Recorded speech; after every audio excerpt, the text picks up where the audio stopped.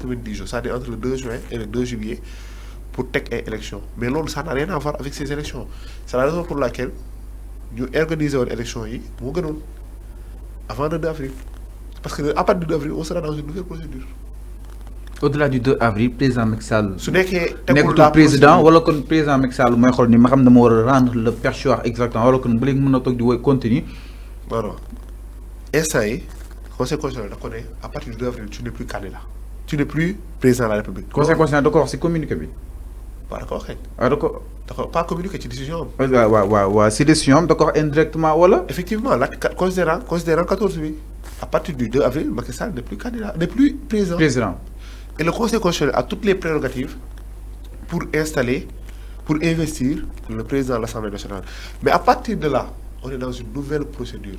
Laquelle Lolo, cette procédure est prévue par la Constitution, qui dit qu'en temps de vacances de pouvoir, le président de l'Assemblée nationale qui sera investi a au moins 60 jours, au plus 90 jours, pour organiser des élections. Maintenant, la question qui a posée, est-ce que c'est cette procédure qui sera maintenue d'ici le 2 ou c'est une nouvelle procédure? En réalité, ce sera pratiquement une nouvelle procédure.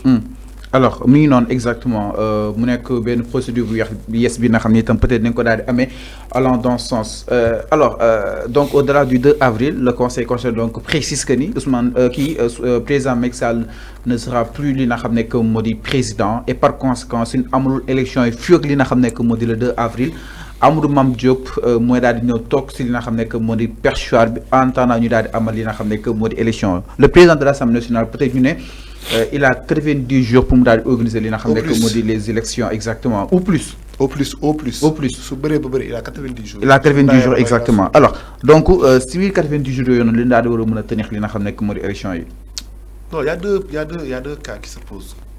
Avant le 2 avril. Avant le 2 avril. Ou après le 2 avril. Avant le 2 avril.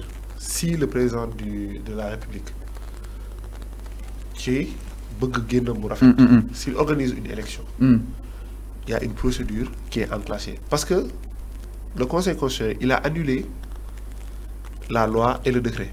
C'est-à-dire qu'on considère que cette loi et ce décret n'ont jamais eu lieu. Parce que l'on moins les effets de l'annulation, l'effet rétroactif de l'annulation.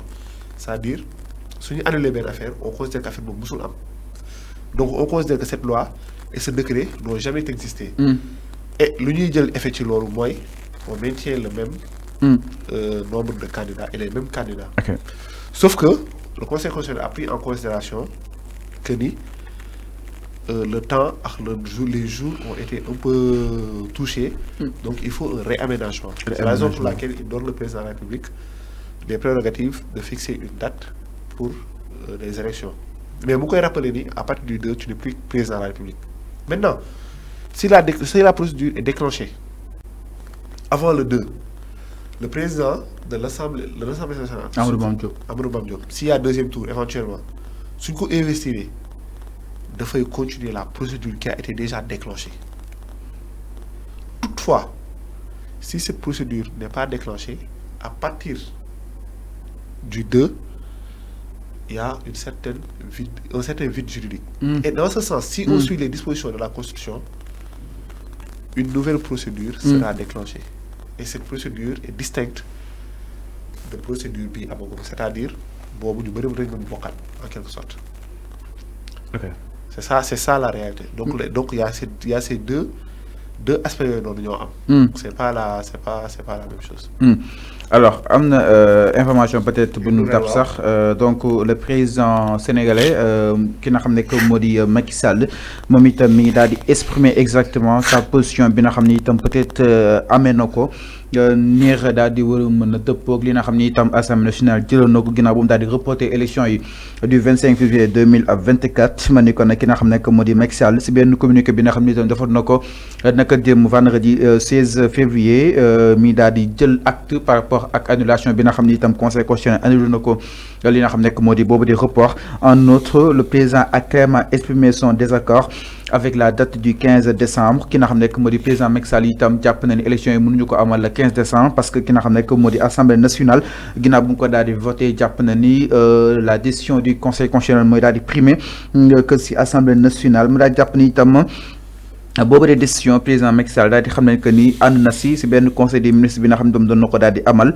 suñ sukkandikoo sax si li nga xam ne que moo di les côtés mu ñu ko daal di xam ne. Alors le point culminant de ces échanges a été l'annonce par Macky Sall de son intention de respecter la décision des 7 sages ma ni kon nag li taxoon gën a jóg boobu de li nga xam ne que moo di boobu de réunion nocturne moo nekkoon ki nga xam ne que moo di président Macky Sall mu daal di dëppoo que li nga xam ni itam conseil constitutionnel yékki na ko daal di li nga xam ne que moo di joxewaat li nga xam ne que moo di pouvoir bi ni ki li nga xam ne que moo di le 2 avril. Donc c'est clair, au-delà du 2 avril ki nga xam ne que moo di président Macky Sall nee na loolu mooy daal di not képp li nga xam ne que moo di mandat maanaam moo koy daal di jeexal. Cette décision marque une étape clé dans le processus démocratique du pays mu daal jàpp nag boobu étape démocratie bi ak li nga xam ne que moo di tolluwaay wi ak si wàllu moomeel bi duñ ko mës a fàtte bee noonu parce que dina ko daal di jël moom ki nga xam ne que moo di Macky Sall nañ leen jamono ji mi ngi nekk daal di consulter la classe politique pour daal di war a mën a xam exactement ban date leen daal di tànn pour daal di amal li nga xam ne que moo di élection présidentielle au premier tour d'après les informations yi nga xam ne itam jëlee nañ ko si les échos. Alors mais justement président Macky Sall il a officialisé que ni à partir du 2 avril il ne sera plus président. Donc sûrement pour sortir par la grande porte jàpp nañ ni avant le 2 avril élection dina am mais ma dégg ki nga xam ne que moo di Ndiaga Sylla mu ne dina am peut-être le 9 wala le 10 mars parce que suñu xool loolu dinañu mën a respecter le temps de campagne ak li nga xam ne moo di processus bi nga xam ne itam sóoboo nañ ko et tant d'autres mais élection yi est-ce que mën nañ ko espérer si mois de mars bi. Bon li may njëkk wax mooy il y a 5 minutes soo bi nga lire sa article léegi. Il y a 5 minutes. Dama préciser woon que ni le conseil constitutionnel limité wul ci dire le droit. Ok dafa ñëw rétablir la démocratie et l'état de droit. te soo seetloo les échos à travers cet article bi ils ont dit que ni la démocratie a été rétablie et l'état de droit a été rétabli soo seetloo. ça li may wax ni c'est même pas du droit. soo seetloo. jour bu président waxee ne dafay repousser les élections sans aucune base légale. xool yëpp metti woon nañ. ñi ko manifester xool yëpp a mettee noonu da ko doon sax sentir. mais bi décision conseil constitutionnel génnee nga gis ne Sénégal. xool yi xaw nañu fii xaat tuuti. mooy lan le conseil constitutionnel ne s'est pas limité à lire le droit ou à faire exécuter le droit il a rétabli d'abord l'état de droit et la démocratie ba pare encadrer encore une fois les pouvoirs du président de la République. Et c'est ce que je viens de dire Sénégal et ce qui est très important maintenant. Bon, cette décision, pour moi, c'est à saluer. Parce qu'il a essayé, malgré tout ce qui s'est passé, il a accepté cette décision et pour moi, c'est à saluer. Parce que Réo Bo Hamne du Réo Kher Kassé, du Réo Khoulo Kassé. Bien vrai qu'il a essayé, et il faut le préciser. Le président Macky Sall, le plus de Sénégal, il a utilisé le droit. Il a montré toutes les failles de notre législation. Si on a le mandat de dépôt, libération,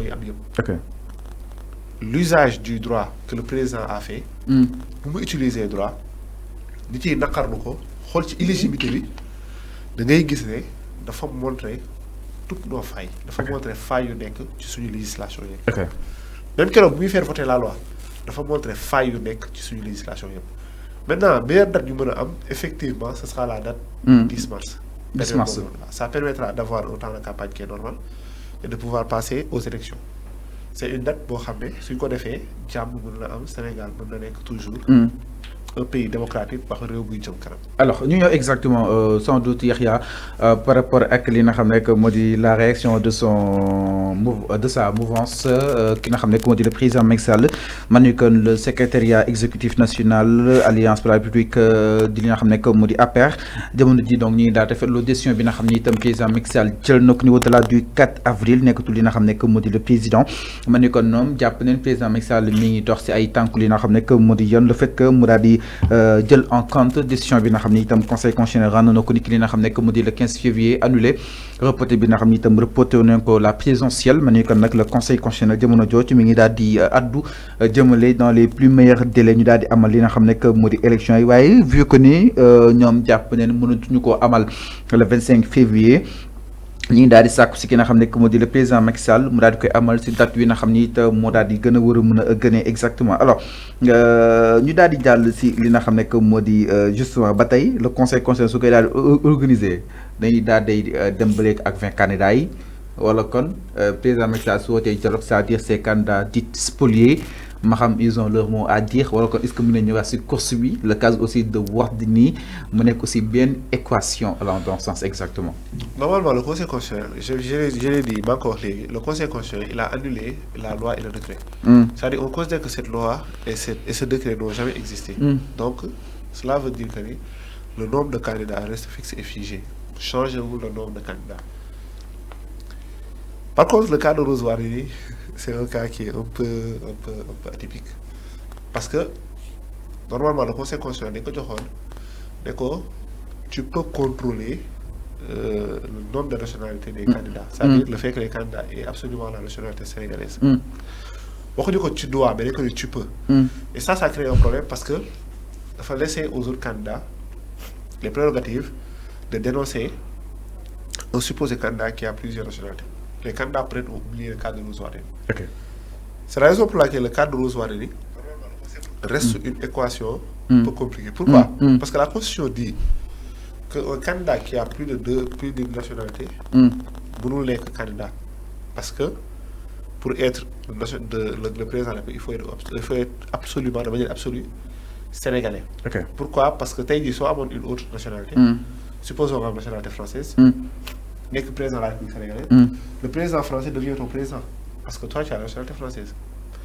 Donc, en réalité, ce qu'il devrait faire sur le cas de Rose Wardini, c'est rectifier le tir et faire valoir ce qui est le droit, c'est-à-dire respecter les termes du Conseil constitutionnel et l'éliminer de la liste des candidats. Mais là, Rose Wardini, pour nous créer toute la période passée, oui, parce que pour moi, deal participer au deal qui permettra de repousser les élections. Parce que Rose Wardini, technique, mandat de dépôt, il sens.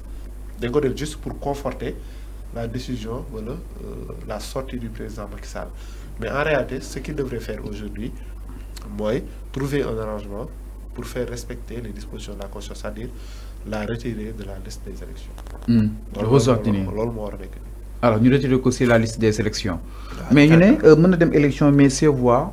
Peut-être donc en compte mën ta jiite wala lépp na nga koy def 0-0 mais bulletin mën na génn parce que il a été validé par le conseil. Ça aussi c'est un autre aménagement. Cela veut dire aussi que waruñu respecter sa candidature. Mais est-ce que amul chance tamit parce que fii ñu fi am double nationalité bëri na est-ce que amul chance le fait que kenn dénoncé ko jàll na peut-être tamit nag ça montre parce que nekk conseil constitutionnel su ma war a dénoncer candidat yi candidat yi ñoom bëtti na leen. Ça montre le discrédit, c'est-à-dire ça montre le manque de rigueur le Conseil constitutionnel a mon temps est passé. Heureusement que cette décision vient rectifier le tir, mais en tout état de cause, on voit que ça répond au manque de crédit, c'est-à-dire au manque de rigueur